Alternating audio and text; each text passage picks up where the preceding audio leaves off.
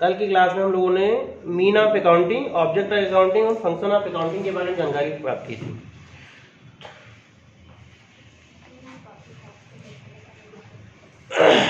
आज की क्लास में हम लोग प्रिंसिपल्स ऑफ अकाउंटिंग यानी कि कहते हैं सिद्धांत, अकाउंटिंग के सिद्धांत के बारे में जानकारी प्राप्त करेंगे। क्योंकि हर आदमी का एक सिद्धांत होता है, हर एक वस्तु का एक सिद्धांत होता है, हर एक संस्था का एक सिद्धांत होता है। अगर सिद्धांत नहीं है तो कह सकते हैं कि वो लक्ष्य पर या उस मोटिव पर अपने एम को प्राप्त नहीं कर सकता है। यानी कि अपने रूल्स, अपने सिद्धांत बनाने हर व्यक्ति को चाहिए। अगर आपको जैसे हाई स्कूल में या इंटर में आपको 90% मार्क्स लाने हैं तो अपने रूल्स बनाने, सिद्धांत फॉलो अप करना बहुत जरूरी है कि आप उसको हर हाल में राइट डाउन कर लें।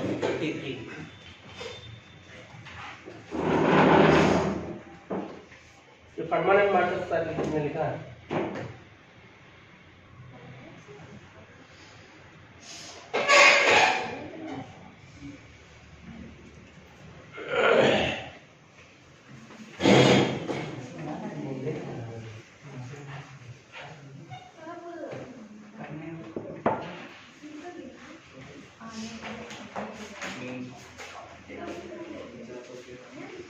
मार्कर को नीचे ट्रायल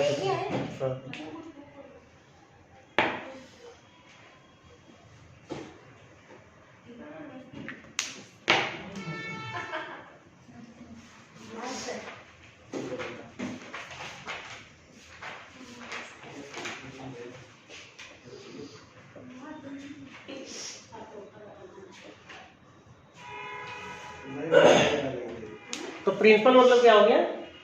सिद्धांत। आपस में बात नहीं करेंगे, ठीक है। अकाउंटिंग मतलब लेखांकन, यानी लेखांकन के सिद्धांत। अगर हम इनको फॉलो करते हैं तो जर्नल एंट्री बनाने में हमें सहायता मिलेगी। अगर हम इनको फॉलो नहीं करेंगे तो हमें दिक्कत आएगी। अगर आपको इंटर में 90% मार्क्स लाने हैं तो पर डे 2 घंटे पढ़ना पड़ेगा, 4 घंटे पढ़ना पड़ेगा। यानी एक सिद्धांत बनाना पड़ेगा। ऐसा नहीं 2 घंटे पढ़े, कभी 4 घंटे पढ़े, कभी एक दिन नहीं पढ़ा, कभी पार्टी में गए तो रात में सो करके फिर सुबह का 10-12 बजे तक सो रहे हैं, तो ऐसा नहीं करना है, ठीक है। तो पहला सिद्धांत क्या है?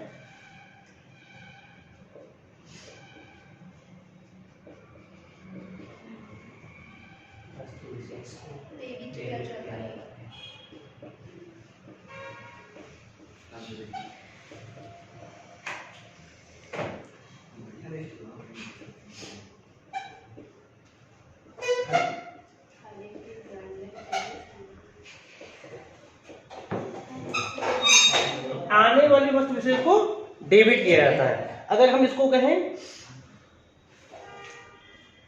इंग्लिश में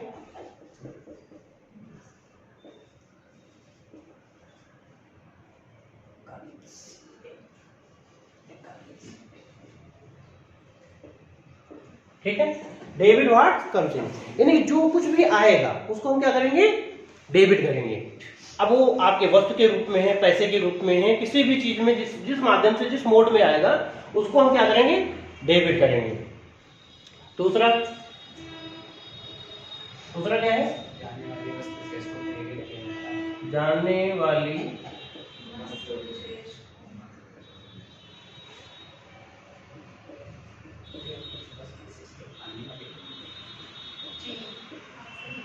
क्रेडिट किया जाता है। yes, sir.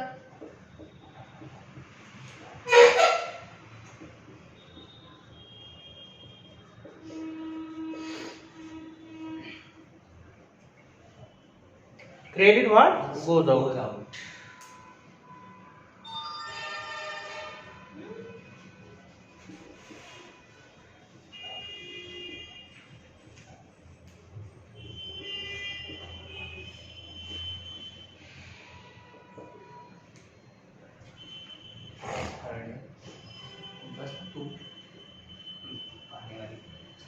अब क्या है, जो चीज आपके पास जाएगी तो उसको हम क्या करेंगे? क्रेडिट करेंगे। यानी कि अकाउंटेंसी का, लेखांकन का क्या है, जर्नल एंट्री का जो सिस्टम है वो डबल एंट्री सिस्टम है। पहले क्या था कि लोग जब भी कोई चीज देते थे तो एक चीज ले लिया उनसे, दूसरी चीज नहीं देते। लेकिन क्या है कि एक उसके बदले में, क्योंकि पैसा जब नहीं चलता था तब क्या था कि आप एक चीज के बदले दूसरी चीज ले लेते थे। जैसे गेहूं किसी को लेना है, तो उन्होंने क्या किया, बाजरा उनकी जरूरत है तो वो ढूंढते थे ऐसे कैंडिडेट को जो बाजरा लेने वाला, जिसके पास बाजरा है वो गेहूं लेना चाहता, तो जो बाजरा लेने वाला वही तो लेगा। तो यानी कि ऐसे व्यक्ति को ढूंढना पड़ेगा जो आपका गेहूं ले सके, आपको बाजरा दे सके। तो वैसे ही क्रेडिट सिस्टम इसमें क्या है कि जब आप अगर मान लीजिए चाय पत्ती, चीनी या आप कुछ सामान, प्रोडक्ट, कपड़े लेना चाहते हो, अगर दुकानदार न देना चाहे तो क्या ले लोगे आप? वो मोड आप तो या तो उसको पैसे दो, पैसे देंगे और उसके बदले में आपको वो कपड़े देगा। यानी कि दोनों चीज, ऐसा नहीं कि आप कपड़े दो पैसा ना दो, कपड़े ले लो पैसे ना दो, तो ये पॉसिबल नहीं है।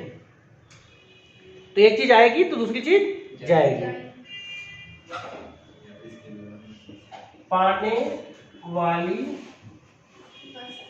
सुपर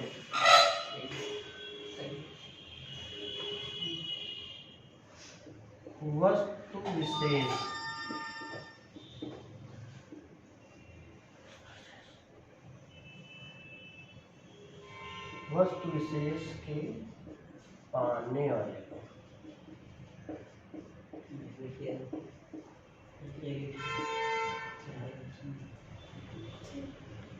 डेबिट किया जाता है।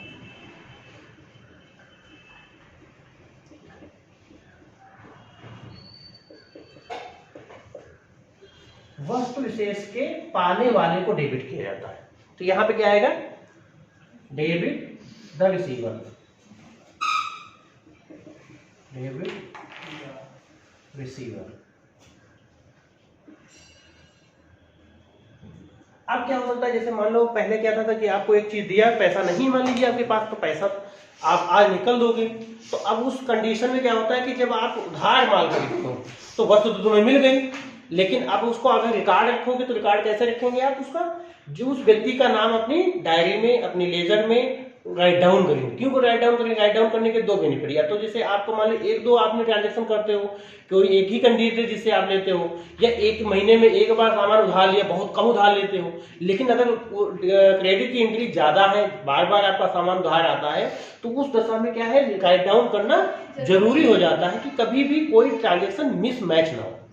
क्या हो? मिसमैच हो। जैसे मान लीजिए आपने 100 रुपए की चीनी लाई और हर महीने दो चार बार एंट्री को उसने बढ़ा करके 100 के बजाय पर क्या करते 150 कर दिया, 120 बढ़ा दिया, 2-3 एंट्रियों में कर दिया, तो पता लगा तुम्हारा काम हो गया। तो वो चीज बैलेंस इसलिए जब लिखा होगा तो आप उसको कर सकते हैं। तो डेबिट द रिसीविंग उस व्यक्ति के नाम से जिससे हमें पैसा नहीं दिया है, उसका नाम हम नोट डाउन करें, उसलिए अमाउंट सामने लिख देंगे। अगला क्या है, वस्तु विशेष के देने वाले को।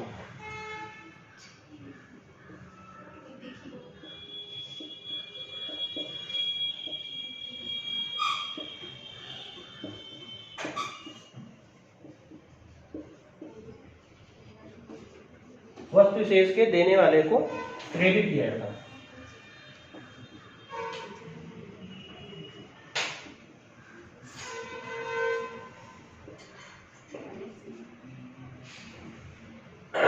Credit the giver.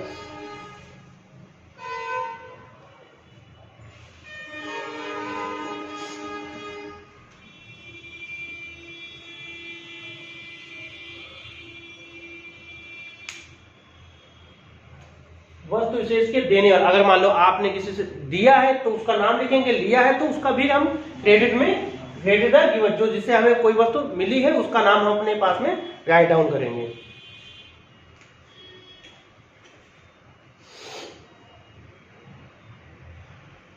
अगला क्या है, व्यापार से संबंधित, व्यापार से संबंधित, व्यापार से संबंधित सभी खर्चे आय एवं लाभ को क्रेडिट किया जाता है। अच्छा पहले वो है आय, इनकम है ना, आय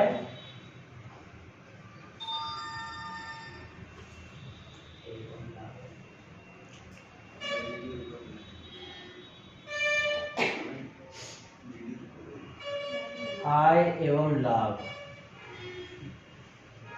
नीचे वाली एंट्री को ऊपर लगा दिया तुमने, को क्रेडिट किया जाता है, क्रेडिट किया, चलो कोई दिक्कत नहीं। व्यापार से संबंधित जितनी भी चीजें इनकम और प्रॉफिट होंगी, ठीक है, इनकम और प्रॉफिट होंगे, उनको हम क्या करेंगे, क्रेडिट करेंगे। क्या करेंगे हम, क्रेडिट करेंगे, क्योंकि जब लाभ होगा तो वो उसके बदले में क्या आएगा, कैश आएगा। वो मोड कोई भी हो, चाहे बैंक में आए, चाहे चेक आए, चाहे डीडी आए, या कुछ भी आए, चाहे गूगल पे, यूपीआई, किसी भी माध्यम, यानी कि वो कैश आता है, तो उसको हम क्या करते हैं, डेबिट करते हैं, और जिससे मतलब जिस मद से आता है प्रॉफिट, उसको हम क्रेडिट करते हैं। इसका ये टॉपिक थोड़ा सा लंबा है, इसकी स्पेशल अभी जो अकाउंटेंसी वाले करेंगे तो उस पर बहुत विस्तार से समझाया जाएगा, तो आपको समझ में और अच्छे तरीके से आएगा। तो व्यापार से संबंधित सभी आय लाभ को क्रेडिट किया जाता है। तो इसका क्या होगा, income and profit, debit credit all income and profit.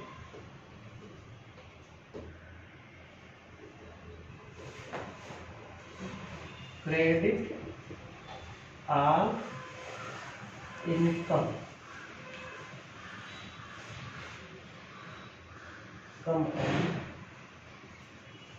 Profit, ठीक है। लास्ट वाला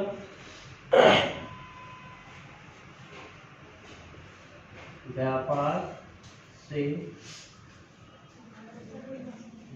संबंधित सभी खर्चे एवं हानियां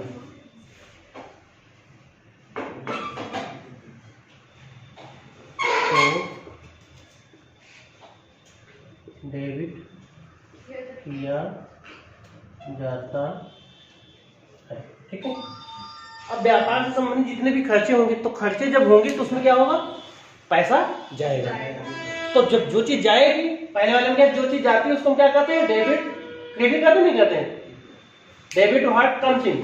तो अब यहाँ से हमारे पास जो जाएगा उसको हम क्या करेंगे, डेबिट करेंगे, यानी कि पैसा हमारे पास जाएगा, और जिस मद से जाएगा, जैसे मान लो हमने रेंट दिया, किराया, तो किराया क्या होगा, cash account debit to rent account, क्या होगा, cash account debit to rent account. तो व्यापार से संबंधित सभी खर्चे, जितने भी खर्चे होंगे उसको हम क्या करेंगे, डेबिट करेंगे। Debit are expenses and losses, ठीक है। तो इनको आपको इंग्लिश और हिंदी दोनों चीज में याद कर लेना है, समझ लीजिए कुछ चीजें आपको घटनी है, अगर थोड़ा सा लापरवाही आप लोग करेंगे तो समझ लीजिए क्लास मतलब आगे आपको समझ नहीं आएगा। अभी जैसे कुछ चीजें डाउट्स में होती हैं, जैसे अभी यहाँ तक हम जितना यहाँ से क्लियर कर सकते हो, कोई चीज इसमें पूछनी हो तो पूछ सकते हो, फिर धीरे धीरे जब कंटिन्यू क्लास करेंगे तो उसमें हम आपको धीरे धीरे सब कुछ समझ में आ जाएगा। लेकिन ये चीज अगर याद नहीं होगी तो इंटेलिजेंटी बनाने में दिक्कत होगी। ये चीज अगर याद नहीं है तो जनरल बनाने में दिक्कत होगी, तो इसको ध्यान में रखें, ठीक है। सभी बात लिखा है Anshika? Yes sir.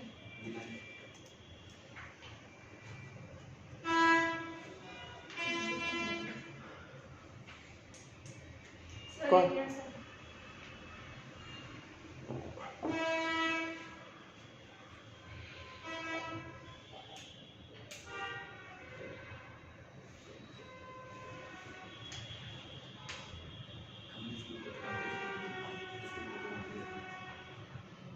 Yes sir.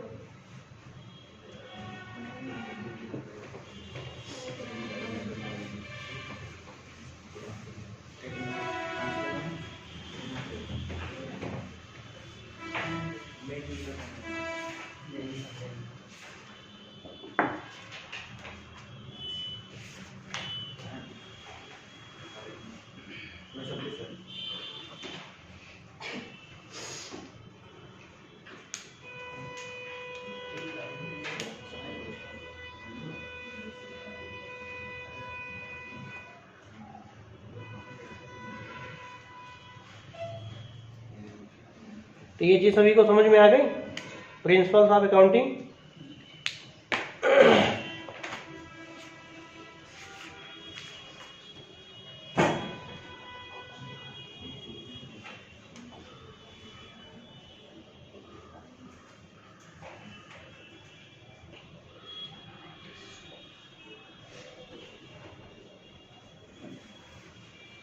इस टॉपिक को हम नेक्स्ट क्लास में करेंगे, ठीक है।